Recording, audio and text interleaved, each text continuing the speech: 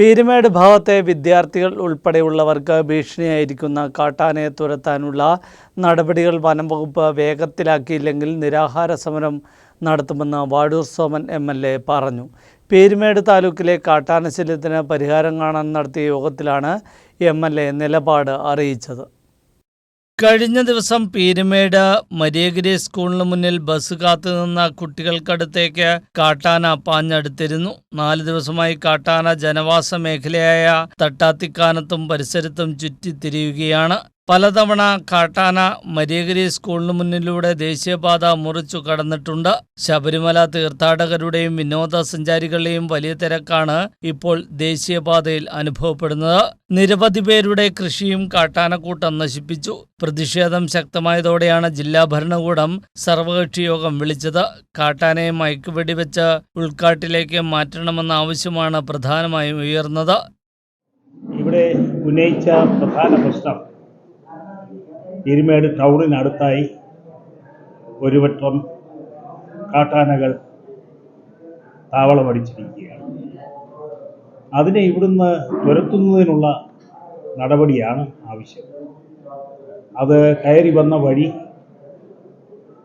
അവർക്ക് തിരിച്ച് അതുവഴി പോകാൻ പറ്റാത്ത സാഹചര്യം ഉണ്ട് എന്നാണ് മനസ്സിലാക്കുന്നത്. അതുകൊണ്ട് അതിൽ ശല്യകാരിയായിട്ടുള്ള ആനകളെ പിടിച്ചുകൊണ്ടു പോകുവാനുള്ള നടപടി സർക്കാർ സ്വീകരിക്കണമെന്നുള്ളതാണ് ആദ്യമേ എടുത്തത്. വനം വകുപ്പിന്റെ ദ്രുതകർമ്മസേനയിൽ ആവശ്യത്തിന് ജീവനക്കാർ ഇല്ലാത്തതും വാഹനം, വെളിച്ചം, ഉപകരണങ്ങൾ എന്നിവ ഇല്ലാത്തതും പരാതിയായി ഉയർന്നു. പീരുമേട് കേന്ദ്രീകരിച്ച് റേഞ്ച് ഓഫീസ് വേണമെന്നും കോട്ടയം DFO ഓഫീസ് ഇടുക്കിയിലേക്ക് മാറ്റണമെന്നും യോഗത്തിൽ ആവശ്യമുയർന്നു.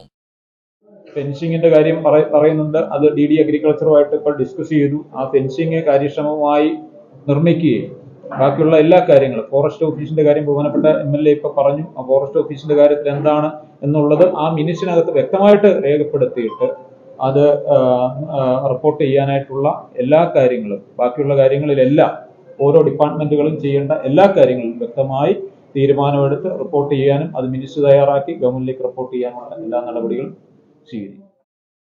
പ്രദേശത്തെ 24 മണിക്കൂറും നിരീക്ഷണത്തിനായി വനംവകുപ്പ് 20 അംഗ സംഘത്തെ നിയോഗിച്ചിട്ടുണ്ട്. നിലവിൽ സ്കൂളിന് എതിർഭാഗത്തെ പുൽമേടിന് സമീപമാണ് ആനയുള്ളതെന്നാണ് വനംവകുപ്പ് പറയുന്നത്.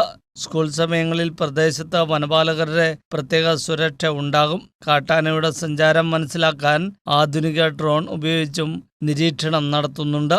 യോഗത്തിൽ വണ്ടിപ്പെരിയാർ, പീരുമേട്, കുമളി, പെരുവന്താനം, കൊക്കയാർ, ഏലപ്പാറ തുടങ്ങിയ ഗ്രാമപഞ്ചായത്ത് പ്രസിഡന്റുമാർ, സെക്രട്ടറിമാർ എന്നിവരും വനംവകുപ്പ് ഉദ്യോഗസ്ഥരും രാഷ്ട്രീയ കക്ഷി പ്രതിനിധികളും പങ്കെടുത്തു. News bureau, Peermade.